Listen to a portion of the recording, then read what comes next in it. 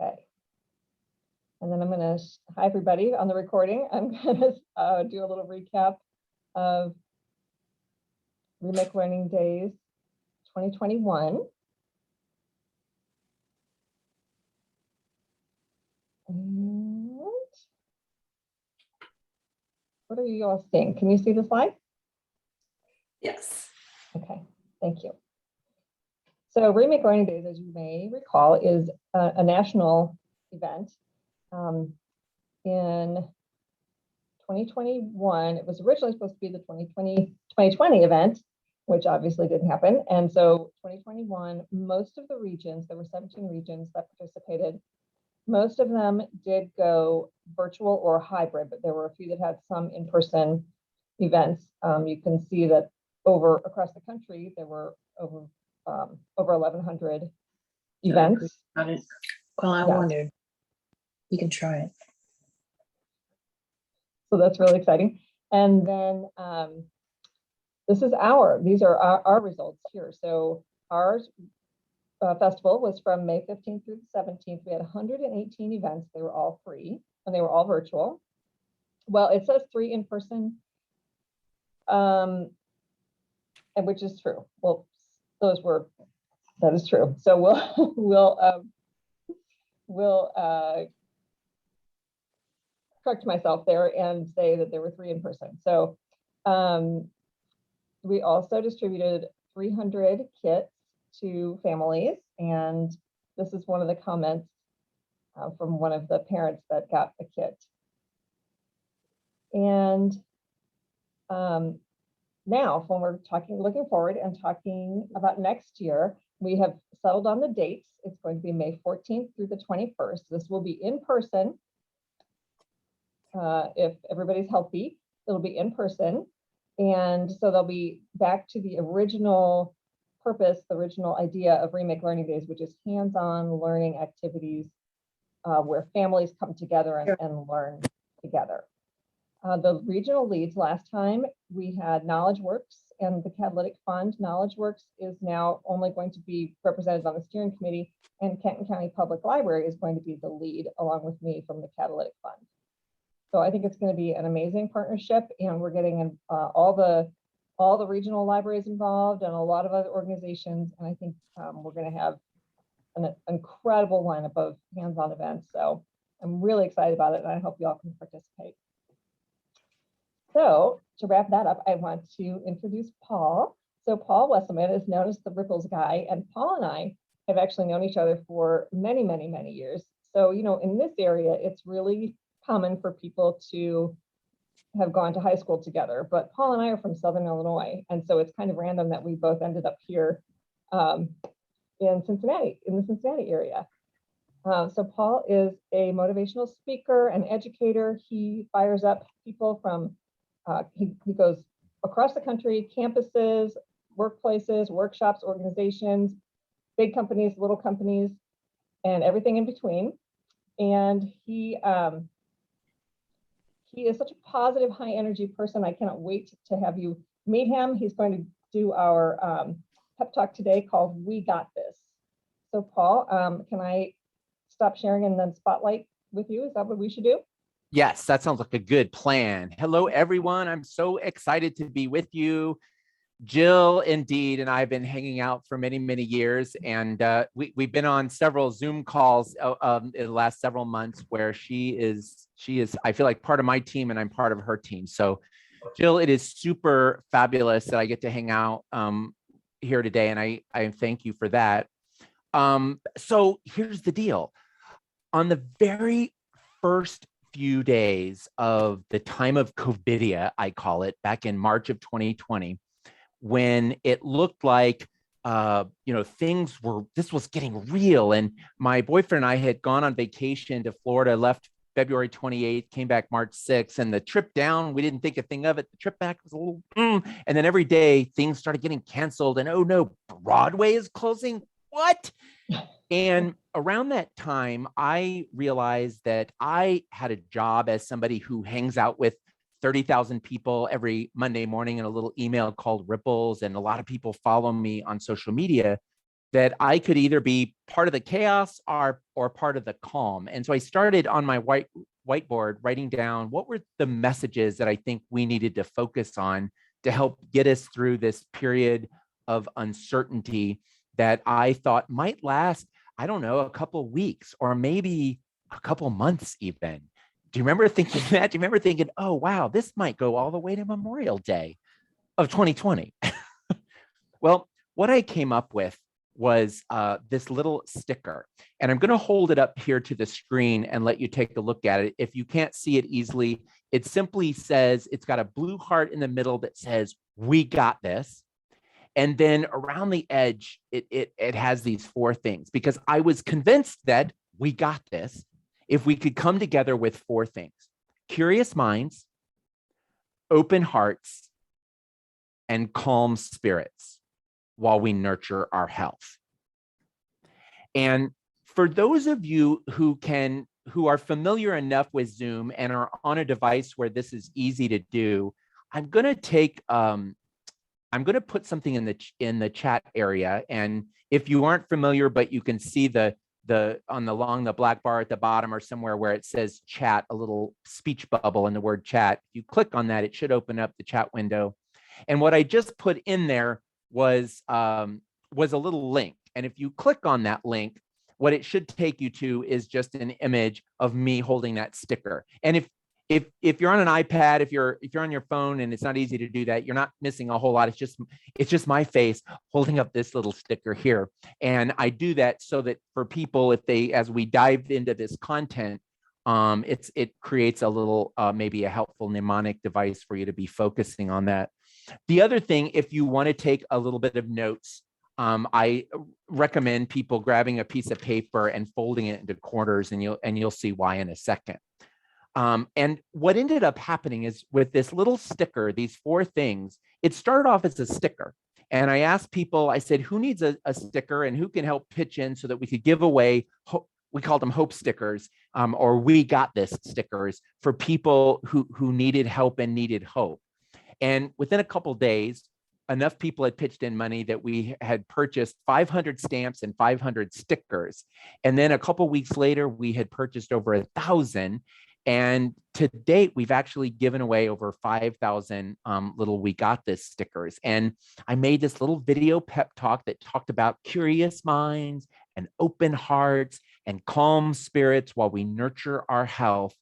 And it gradually grew into a 1-hour presentation that I was giving about resilience, about dealing with challenge and change. And what Jill invited me to share today is sort of a highlights from that content to give us some things to think about as we hopefully make our way towards what will hopefully be the end of the time of COVID, but keeping an eye on the fact that, this pandemic is certainly affecting people differently, and it's going to sort of end differently for different people. And challenge and change is an inevitable part of our work and our lives. And one of the things that this living through the time of COVID has done for me is to dust off the content that I was presenting about dealing with challenge and change, and really take a look at it, saying, how applicable is this in this kind of massive challenge and change that we're going through?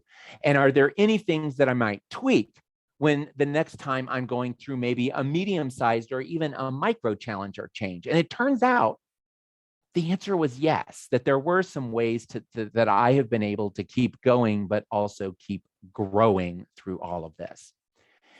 And I want to start by saying congratulations to you. Not only congratulations on the good work that you all have been doing collectively as part of this program, but also individually and all the other things that you were doing in your work and in your life.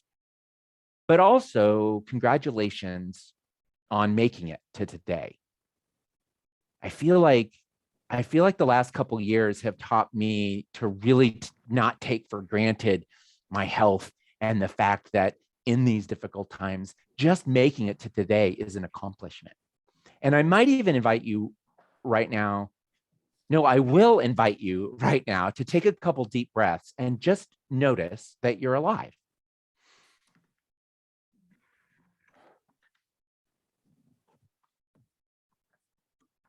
And I'm going to actually have you take another deep breath. And I want you to think the word here on the inhale and now on the exhale.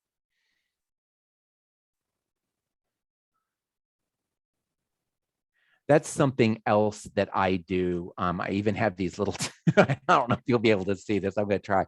I even have these little here now stickers that I use and to partially to help me get focused. It used to be this little private ritual that I did before presentations to go in a corner and say to myself, here now, here now, here now. And it helped me get really present. And it always reminded me, this presentation I'm about to give, this is the most important presentation I've ever given because it's the one that I have right now. And these people that I have the privilege of hanging out with today, this is the most important audience ever because this is who I'm with right here and right now. And a few years ago, I was firing up the Wisconsin Association of School Counselors. So some of us know them as guidance counselors, the school counselors from all over the state that are usually hanging out with schools and get together once a year for their professional development conference. And I hopped on this massive, beautiful stage and started giving them their closing address. And I realized I hadn't started with my little ritual beforehand. And I was still good because I'm good. But I noticed I wasn't my best self. And I stopped the speech and I said, before I jump into this story, I need to tell you, I didn't start with my little pre-presentation ritual, and I'm going to do it really quickly now. And I invited them to do it with me. And it turned out after we did a couple here nows, not only did I feel more present with the group, but I noticed the group was just with me a little more. And when we asked people after the presentation, what will you remember most from your time with Paul? A lot of them wrote down, here now, which either meant that nothing else I said that day was worth remembering, or it turns out that that little present mindedness really stuck with people as relevant and important. So I folded it into the start of lots of my presentations. And as we go through my brief time with you, I invite you, if you find yourself daydreaming, if you find yourself tempted to address that email or take a look at that other thing, do what you got to do. And maybe gently remind yourself that if you can be really present, really here now with me and with us, you might get a little more out of this session. All right. So with that, I want to dive in and I want to tell you about We Got This. And I started off, the first thing that for me, I thought was useful, relevant, important was to activate our curious mind. And the idea was that fear and frustration was really jumping into high gear really quickly for us. There was a lot of uncertainty and our brains are really not wired to handle uncertainty really well. It's actually easy on our brains to start playing out worst case scenarios and figuring out how to deal with that rather than saying, I don't know. And so my first thought was we would serve ourselves better if we could learn how to catch our breath and activate our curious minds instead of letting all the thoughts and feels swirl around, to actually pause and notice what we're thinking and what we're feeling. If I asked you, if you're a note taker, you probably already have a writing utensil down. But if I asked you to think about what are the things that you've been thinking about a lot lately, what are some feelings that you've been having consistently or persistently the last couple of days, weeks, months? And I actually asked you to write down a couple things. I'm going to give you a second to actually do it because it helps if you actually participate in this. So I'm going to do the same. What have you been thinking about a lot lately? What have you been feeling lately?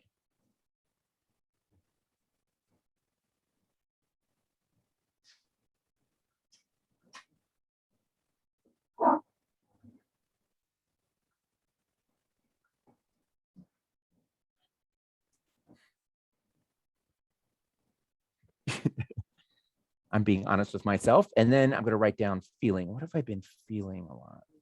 Mm-hmm.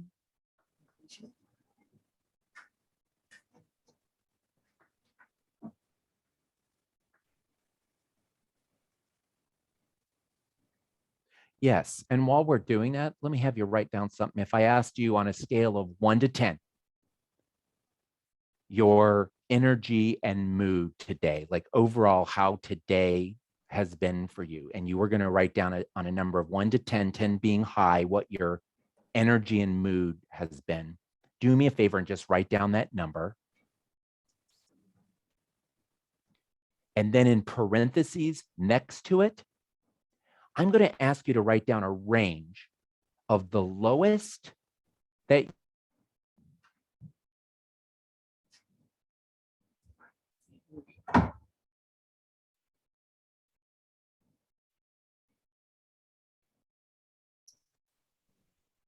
Oh, I think we lost your audio.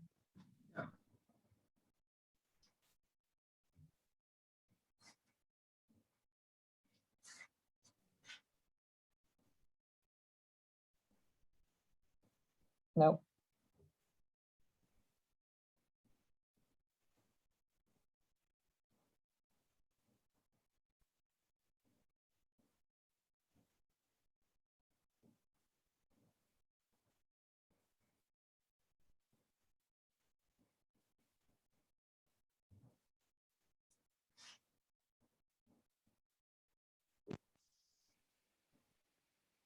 Does that help? Yeah, there you go. We gotcha. I apologize. The last thing we heard was write down a range. Okay, thank you for jumping back into that. So in addition to a number 1 to 10, I'm going to ask you to write the range down in parentheses, the lowest number you've consistently hit and the highest number that you've consistently hit in the last few weeks or few months. And I'll give you an example. I asked myself honestly, how am I today? And on a scale of 1 to 10, the number that came to mind was 7. And then when I asked myself, what's the lowest and highest number that you've hit regularly? I came up with 2 as a lower number that unfortunately I've been hitting a lot lately. And 8 is the highest number I've been hitting regularly the last few weeks.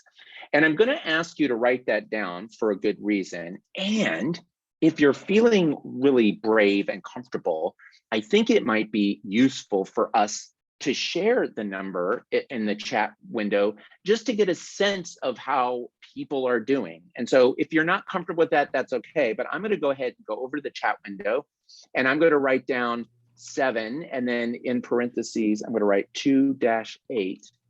And I'm going to enter mine in there. And so Jill wrote down similar numbers, 759. And I'll let some other people add their numbers as they'd like. And the other thing I'm going to invite you to add over there is if you look at the list of things you've been thinking about and feels you've been having a lot, if you want to add a couple of those as well. If some of them are, oh no, I'm not going to admit to that, that's fine, skip over those. But is there an emotion or there's some thoughts that have been really staying recurring lately? I wrote down, I've been thinking about Thanksgiving. We're hosting some friends here and that's been a constant thought of mine lately. Oddly enough, I think I got in a fight with my best friend at lunch just now. We were eating at BW3's, but I'm not sure. I had my head in this presentation. So as I sat down, I'm like, what am I thinking about? I'm like, did I fight with Ron? I don't know. I need to check in with him. And then the other thing is, when is the earliest I can get away with playing Christmas carols with my boyfriend, not freaking out about that? May need my earphones for that. And feelings, I wrote down tired, happy, excited, and nervous. And the reason I asked you to at least write down privately some of this is because sometimes we get so caught up in our thinking and our feeling that we don't remember that we're not our thoughts. We're not our feelings. We're the person thinking them. We're the person feeling them. And every time we take a second to say, I'm thinking a lot about Thanksgiving, we can create a little space between that thought and what we're going to do with that thought, or whether it's going to hit repeat, or whether we can redirect it, or maybe write a note to ourselves to deal with it later so we can fall out of our brain. And with feelings, I will tell you something interesting. Here in English language, we sometimes say things like, I'm angry. And I think it's more accurate and it's more useful to spell it out and say, I am feeling anger, or I'm feeling angry, because when we say I am angry, we sometimes can forget that we're not saying I'm anger. We're saying I'm a person who's feeling anger. And that separates us. We're not the feeling, we're the person having it. And every time we create a space between our feelings and us, or our thoughts and us, it creates some space for us to make choices and decisions. There's this great quote, sometimes attributed to Viktor Frankl. It's actually a quote from a book by Stephen Covey, 7 Habits of Highly Effective, where he says, I read this in a library in Hawaii many years ago, and no one's been able to find out exactly where it came from. But what he said was, in between stimulus and response, there's a space. And in that space lies the power to choose our response. And in our response lies our growth and our freedom. And that idea of anytime we can say, I am feeling joy, like someone wrote, I am feeling overwhelmed, then we can say, okay, I'm not overwhelmed, I'm feeling overwhelmed. And then we can create a little bit of space to say, okay, what do I want to do with that? Do I need to stop and take care of myself? Do I need to write down, right now I need to focus on this presentation, but let me come back to this. Let me put a Post-it note, let me make a commitment, let me text someone, say, hey, can I talk to you after work today? Do I need to do something like go for a walk, or is there some reliable help for me? Or even if this isn't going anywhere, but remember, I'm not overwhelmed, I'm the person feeling it, can sometimes create a little more space for us to introduce choice. And ultimately, as I suspect just about everyone in this call will know, the difference between a fixed mindset and a growth mindset is the idea that we want to, when possible, shift from a fixed mindset. If you're not familiar, fixed mindset thinking is more when we think how good I am today is a result of how smart, talented, the work I've done up to this point. A growth mindset says it has more to do with how hard I've been working. Yes, my smarts has something to do with it. Yes, my skill set has something to do with it, but how hard I work, how hard I try at things has a huge role together to play as well. And maybe there's something I can do differently tomorrow and things could get better. And if things aren't better tomorrow, well, by gosh, I'll get up the third day and we'll try something differently too. And my thought was, if we could activate our curious mind. I was telling students last fall when I was giving presentations as we were starting, a second academic year of living in the time of COVID, to think of COVID as a required internship. We didn't choose this, we don't want this, it's part of the curriculum for the year. So given that it's a required class we have to get through, since we're stuck taking it, how can we not just go through it? But is there a way to actually grow through it and pick up skills that'll help us be wiser, braver, stronger on the other side? Not so that we get to the end and say, I'm so glad COVID happened. But maybe we can say, I'm so glad I got something out of that crappy time. And then once we have activated a curious mind, that's when we can rotate ourselves over into open hearts. And when I created this sticker, my thought was that open heart was about extending kindness and compassion and generosity towards other people. But when I came time to thinking about this as a presentation and starting with what's the basic groundwork of open heart, it really needs to apply those things to ourselves. Applying kindness to ourselves. Applying generosity towards ourselves and compassion, cutting ourselves some slack.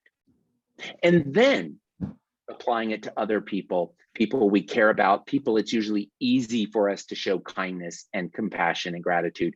And then maybe on out to everyone, even people that sometimes drive us crazy.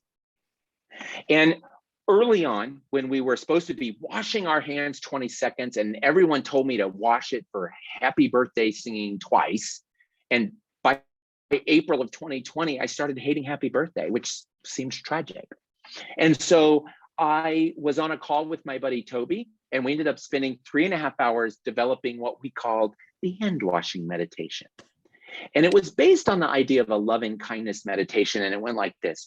Right now, I'm doing the best I can. Sometimes my best may not seem good enough, but for now, my best is the best I've got. And then the second stanza was, right now, other people are doing the best they can. Sometimes their best may not seem good enough. For now, their best is the best they have. And then the last stanza was, we're all doing the best we can. Sometimes our best may not seem good enough, but for now, our best is the best we have. And I'll pause real quick because sometimes this is where people go, oh, I want to see that. And so I'm going to paste it into the chat for you. I'm going to paste two things actually. And one is the first thing is a link that if you click on it, Toby, my friend Toby that helped me write this is actually a graphic designer in addition to being a speaker and trainer. And so he put it up on a little index card so that people could print it out if they wanted and put it on their mirrors. And then I just put the text in there as well. And so when it comes to open hearts, my question for you is, how are you doing at extending kindness and compassion and generosity towards yourself and towards other people? Because when we can activate our curious minds and then activate our open hearts, we can move to what I call the calm spirit. And it's not saying that it's really easy to be calm all the time. And there has been a lot of chaos the last couple of years, and the holidays we sometimes have these daydreams about this calm, serene time, but it often ends up being pretty hectic for other people. And it's also true that even in the midst of chaos, it is possible to find moments of calm. And even when I did the little here now activity, if I ask you right now to take a deep breath and think here on the inhale and now on the exhale,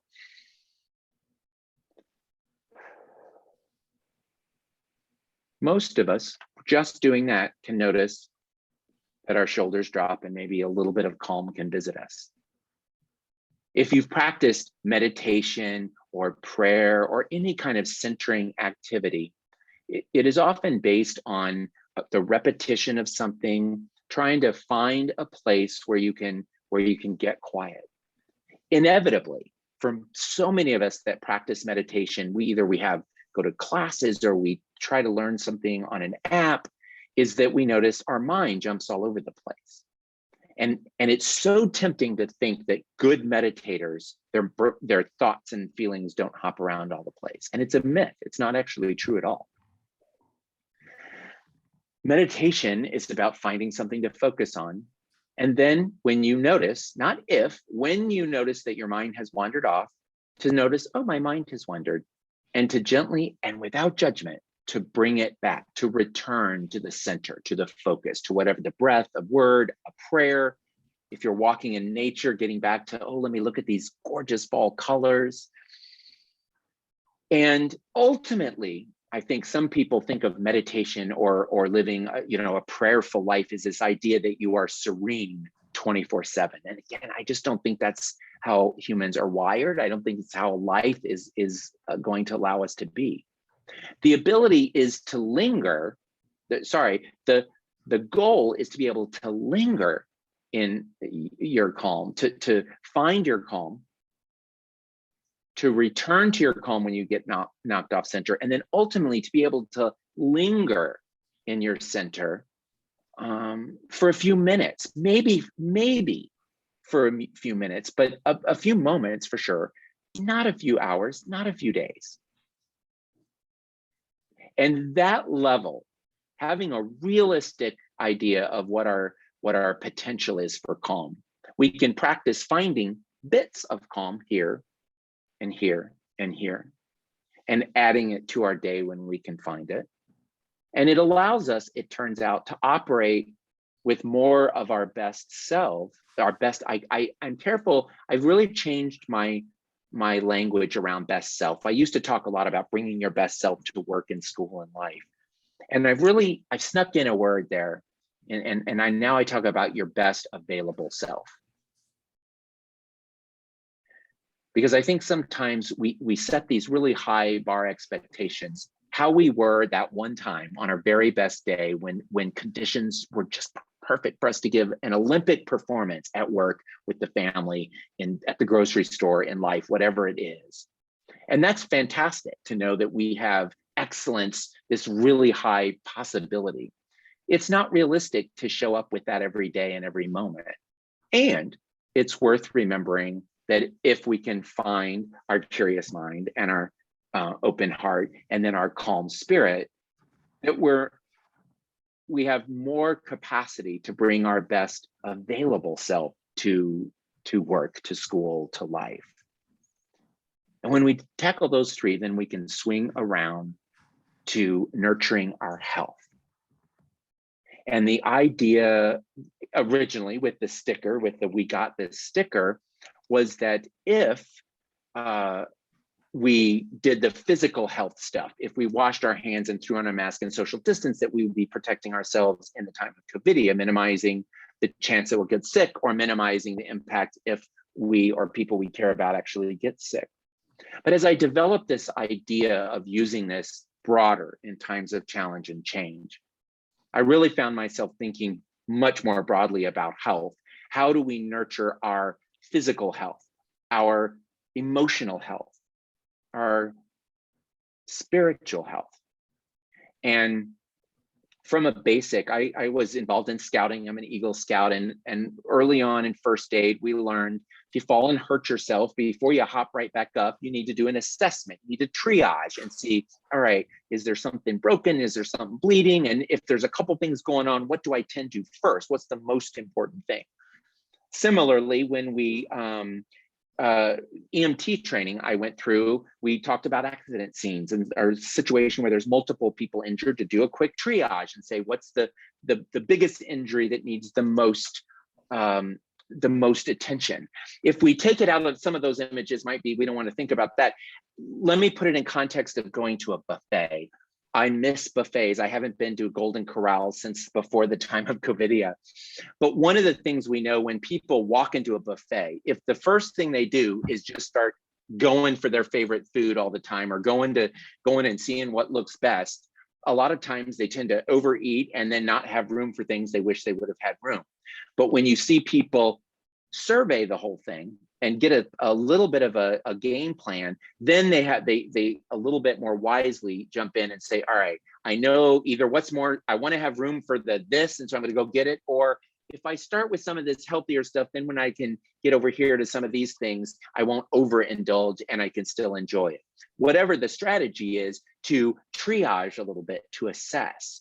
And then what I say with nurturing your health is to then apply the first aid or do some things. What is the most important activity that if I do focus on in the next few days or weeks is going to boost my mental health, my spiritual health, my emotional health, if we see that as different, my physical health?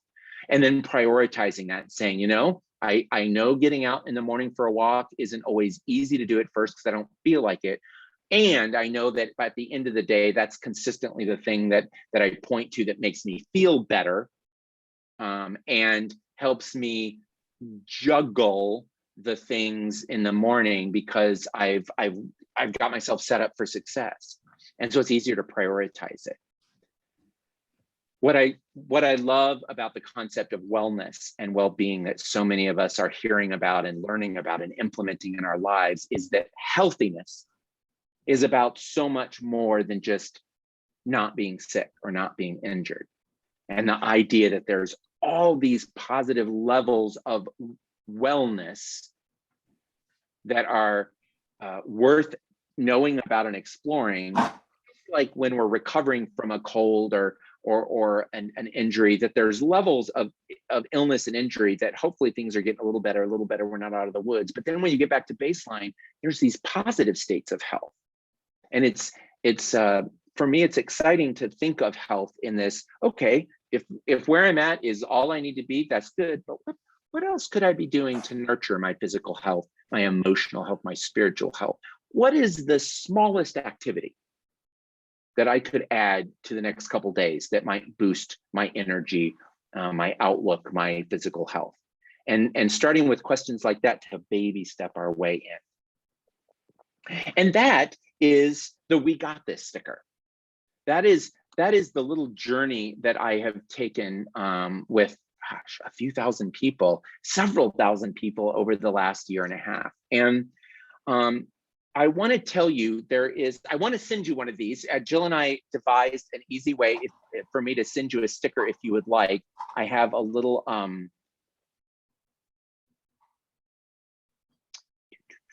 oh, let me show you this first. You know, it's funny, Jill, I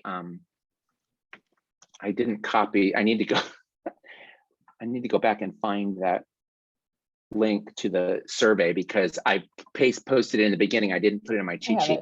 I can add it. Well, unfortunately, it may have gotten longer in yours. I know where it is. So while I copy that, let me ask everyone to go take a peek really quick at this link that I just put up. Should be a box, a blue box. And if you can't see it, I'm just going to describe it.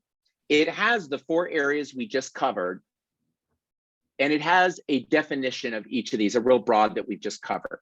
And my thought is to ask you to write down these 4 things: curious minds, open hearts, calm spirits, nurturing your health. And on a scale of 1 to 10, right now, today, where you think you're at in terms of knowing and implementing things for you to be in good shape in that area. So for example, curious minds, I wrote here, recognizing your thoughts and feelings. So being able to identify, this is what I'm thinking and feeling, and also being able to cultivate a mindset that is about learning and growth. If I were going to ask you today, if you were rating yourself on a scale of 1 to 10, how good are you at bringing out your curious mind? Write down a number, 10 being really high, 1 being low, somewhere in between. Open hearts, extending kindness, compassion, and generosity towards yourself and also for others. How are you today with that?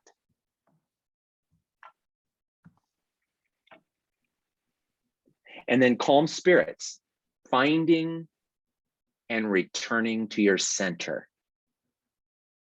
Finding and returning to your center. Overall, the last few days, weeks, how have you been doing at finding and returning to your center? Give yourself a score. And then finally, nurturing your health, I wrote assessing, managing, and improving your physical, emotional, and spiritual health. And again, if I was going to ask you today how you're doing in that area, in that particular area, 10 being high, 1 being low. And the reason I ask people to think about a quick assessment like that is it allows you, after hearing me talk, and hopefully you've been saying, oh yeah, that's good, or oh, I haven't thought of that. One of the useful things to do as we wrap up our time together is for you to say, which one of these is a strength area that I can say, good job, I'm doing okay in that. Is there 1 or 2 areas that if I worked at it a little bit, might really help me in my effectiveness, in my enjoyment of work, of life? And sometimes that's the lowest one. If you look at your scores and you see a really glaring low one, sometimes it's work on the weak one. But listen, sometimes it's actually one of these that maybe you're doing just fine in, but if you bumped it up, really would inspire you, would help you feel better and think better and do better, so that you could tackle maybe some things in other areas that are harder for you to work on. And there's 2 more things I want to show. Jill, is it okay if I go a little bit past my 45? Or should I wrap up? Yeah, no, you're good, because Okay, good. we're gonna, I've only got one thing to share afterwards, is the timeline for next year. So perfect. Okay, so I'm gonna sneak just not a whole lot of time, less than 5 minutes. I'm just gonna add one more thing, but I wanted to let you know that what I put here in the chat window is a link to a form, and it's a very simple Google form that when you go, it'll just ask how is your mood at the beginning, how is your mood at the end of your time with Paul, and then it gives you the option of giving me your mailing address for me to send you a sticker. Here's what I promise: I'm not going to sell that list. I'm not going to do anything with your address. other than send you, actually, now I'm going to have to send you 2 stickers because I want to send you a little "we got this," and I'm going to include a little tiny "here now" sticker as well, so that you can, if that was helpful to you, since I showed it to you, I really shouldn't show you a sticker and not send you one. And then also, if you like the idea of getting a little weekly splash, these little ripples that I send out every Monday morning, I'm gonna end by reading you an example of something we shared. But the other thing I wanted to give you as a little treat were 3 questions. And I think I'm getting ready to give a presentation tomorrow called Hope for the Holidays, dealing tips for gratitude and grace and grit. And these 3 questions I use anytime people are going through challenge and change, but I'm sort of refashioning these 3 questions as I think about the holidays for this presentation tomorrow. And the 3 questions are, what is it time to let go of? And then the second question is, what will be important to hold on to? And the third question is, what might be useful to look forward to? And I believe, I'm gonna put this link here. I'm pretty sure that's the right one. Oh, perfect, yes. So what is it time to let go of? Letting go, what will be important to hold on to? And then third, what might be useful to look forward to? And I will say, anytime there's a situation where there's a big change at work, a big change in life, whether it's losing a person that's special to us, whether a budget cut, whether I found out we're not going to be able to do hockey for the kids anymore, whatever the thing is, there's a loss. And there's going to be some grieving involved. I suggest that sometimes people need a little bit of time, and then they need to either have a graduation, a memorial service, or a retirement party. And even for something that might not seem like you would do that with, like a budget cut, or this program is going away, I say spend some time having a retirement party for it, so you're celebrating the good, and yes, you're going to be sad that it's going away, as a way to sort of formally make it easier to let go of some things. And I think nostalgia is this magical, wonderful thing that is in high amounts around the holidays. And I think it can be fun, it can be useful in the right portion control. And I think just like we're supposed to, I'm not going to pay much attention to portion control around the turkey and stuffing next week. I am trying to be very aware of portion control around nostalgia, because we tend to remember the good stuff more crystalline fabulous than it actually really was. And sometimes it sets up unrealistic expectations for what it is. What do we let go of? But then certainly what will be important to hold on to? Are there traditions? Are there pieces that are going to be important enough that we're going to want to make sure and include in our holidays and as we go through any kind of challenge or change? And then anytime we're going through challenge or change, we want to have a sense of something ahead of us, so that if things are hard, if things are uncomfortable, if things are sad, if things are frustrating, there's a little piece of our brain that can say, remember, this too shall pass. My grandma, I thought she invented that phrase because she said it so often. And when I heard other people saying it, I'm like, my grandma said that. Everyone's like, yeah, lots of people say that. Like, no, my grandma invented it. This too shall pass, Polly. She also told me once, literally, when hot chocolate chip cookies fresh out of the oven, she pours me this huge glass of milk, which I promptly knock over and completely fall apart crying and sobbing because I felt so bad. She had worked so hard. And she said, Polly, don't cry. She said, Polly, don't cry over spilled milk. And years later, I'm not kidding you, I would hear that, I'm like, my grandma said that. My grandma, turns out she didn't invent it. What might be useful to look forward to? What's the thing to keep our eye on sometime when we're going through difficulty that's useful to have out there? My time with you is past over, and I want to share, to end us off, with something, and you're going to want me to paste it, so let me make sure I have. So several years ago in Ripple, someone submitted this.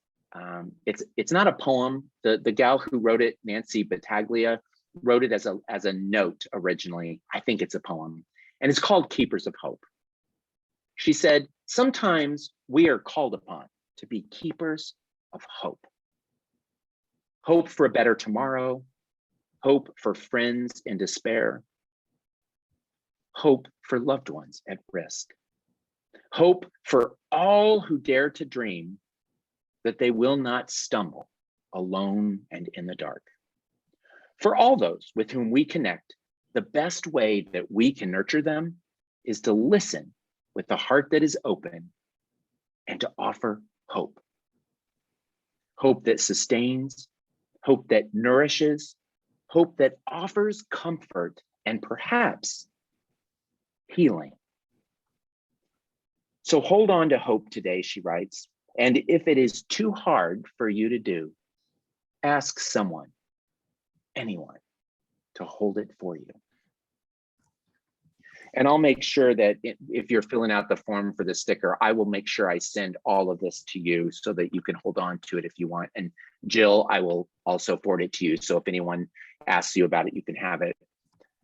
But I will tell you this, what I have learned from working with people who are in the helping professions is that we helpers are sometimes so incredibly gifted at helping other people. And we are sometimes not so good at taking care of ourselves. And if you think of your work as being keepers of hope, it is so true that sometimes when we're empty, we need to be the one who asks for help, so that next week we can be back in business as being a keeper of hope for someone else. So Jill, I will say to you, thank you so much for giving me a chance to connect with a group of remarkable people doing remarkable things. Yeah. And thank all of you collectively for the work that you've done and will do at being a keeper of hope. That's it for me. Thank you so much, Paul. And I have to tell everybody, Paul has written 2 books. You can see them behind him, actually, Ripples of Hope and Ripples, a collection, which is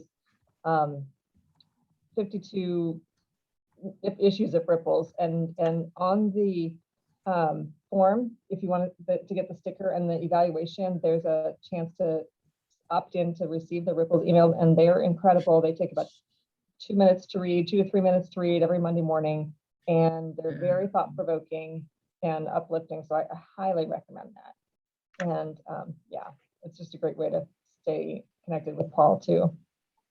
Thank you so much, Paul. And I do want to, I'm going to see if I can figure out how to take you off Spotlight. Oh yeah. I don't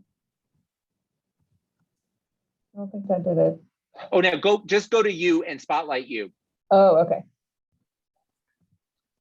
I don't really want to do that either, but nope, that's not working either. Oh, it's up here. That's right, I forgot.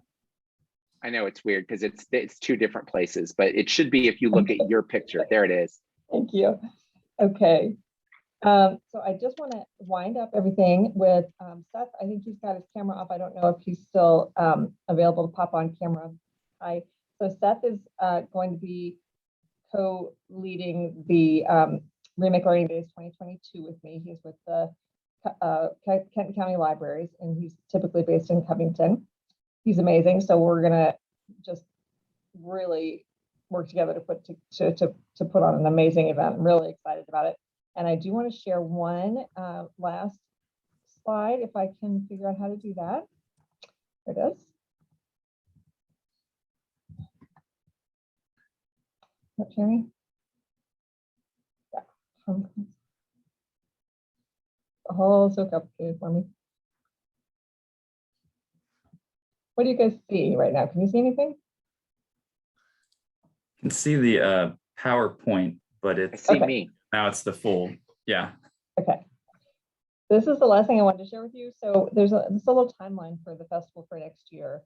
So starting in January 1st, the website is open for event submissions. By the end of January, we need to have 50 events on the website. So if you have any thoughts about anything that you've already got coming up, got planned for those dates between May 14th and the 21st, or anything that you'd like to do, let's talk about it. Let's get you your events submitted there, because we can still add events after that, but we have to meet the 50 events by the end of January 31st to officially be a region for this next year. And then by April 16th, we have to have everything added. And then, of course, May 14th is when the festival kicks off. Seth and I are planning kind of a scattered site kickoff day on that first Saturday, which is the 14th. And so we'll tell you more about that. And everybody, if you are interested in being part of this, I'm already going to be reaching out to you. But if you know that you cannot be part of it next year, just shoot me an email and I'll take you off the list, and we'll hopefully think about it for 2023. Would anybody else like to comment or have any questions or anything? Let's stop sharing. Thank you for organizing this. It was wonderful. Thank you. I'm so glad. Yeah, Paul's amazing. Thank you, Paul. I think, Kate, I don't know if you want to say anything, but I did want to just say on behalf of KnowledgeWorks, just thank you to Jill for her awesome project management skills and ability to pull lots of different people together. And also thank you to Seth and the Kenton County Libraries for taking this on and continuing what we believe is a very worthy and fun and just impactful event for our region. And we're happy to stay involved. So I did just want to say thank you, Jill, especially to you and to Seth for taking that on. Thank you, and thanks to KnowledgeWorks so much. Everybody on our team that for this festival here was incredible. Just so many great ideas. I just absolutely was so energized by all the meetings. So thank you. Great team. I think it's a team effort across the whole community. I think everybody should be proud of what we accomplished and the fact that so many people were involved. I mean, everybody here, but also people who weren't able to make it. It's quite an accomplishment. Yeah. And then now that we can be in person again, it's going to be even better. So super exciting. Thank you all so much for coming today, and I will be in touch. Thank you, guys. Thank you. I'm waving.